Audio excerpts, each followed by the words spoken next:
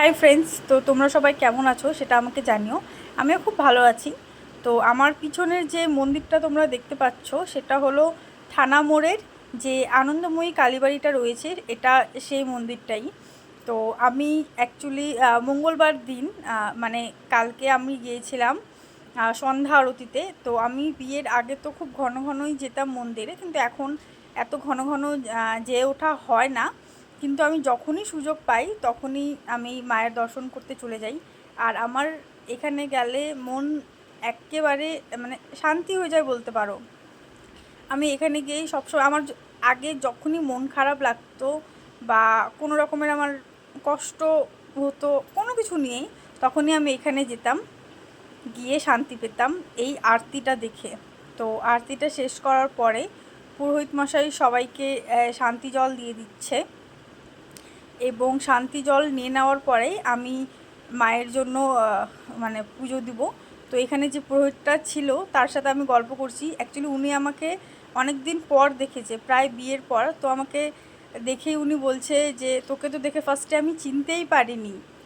তো এই হাসাহাসি করছিলাম আমরা। তো তারপরে আমি মায়ের নামেই পুজো দিয়েছি আজকে। পুজো টুজো দেওয়ার হয়ে যাওয়ার পর তারপর পুরোহিতের সাথেও আমরা একটু টুকটাক আমি কথা বললাম। তো উনি বললো যে খুব ভালো লাগছে তোকে এইভাবে দেখে।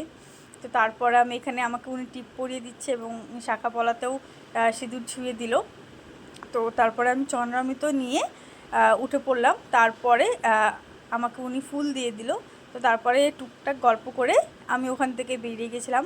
তো এরপর আমি পাশেই ওখানে শিব ঠাকুরের মন্দির, তো ওখানে নমস্কার করে তো তারপরে আমি এখানে ধূপকাঠি জ্বালিয়ে নিচ্ছি, এবং ধূপকাঠিটা জ্বালিয়ে নিয়ে তারপরে আমি এক এক করে কালী ঠাকুরকে এবং শিব ঠাকুর, এবং পাশেই ওখানে দুর্গা মন্দিরও এখন নতুন খুলেছে। এটা প্রায় মনে হয়, ঠিক আমার মনে পড়ছে না, কিন্তু এটা পয়লা বৈশাখে এটা উদ্বোধন করেছিল। তো এখানে দুর্গা মন্দির এবং কালী মার কাছে এবং শিব ঠাকুরের কাছে আমি প্রণাম করে নিজের মনোকামনা যেটা হয় সেটা আমি চেয়ে ভালো মতো পুজো টুজো দিয়ে ধূপকাঠি রেখে তারপরে ওখানে ভোগের প্রসাদ দিচ্ছিল।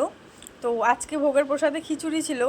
তো তারপরে আমি এবং আমার বোন আমার সাথে গেছিলো, আমার জেঠুর মেয়ে বর্ষা। তো আমরা দুজনে তারপরে ভোগের প্রসাদটা নিয়ে নিই। ভোগের প্রসাদটা নিয়ে মন্দির থেকে বাইরে বেরিয়ে প্রসাদটা খেয়ে নিই।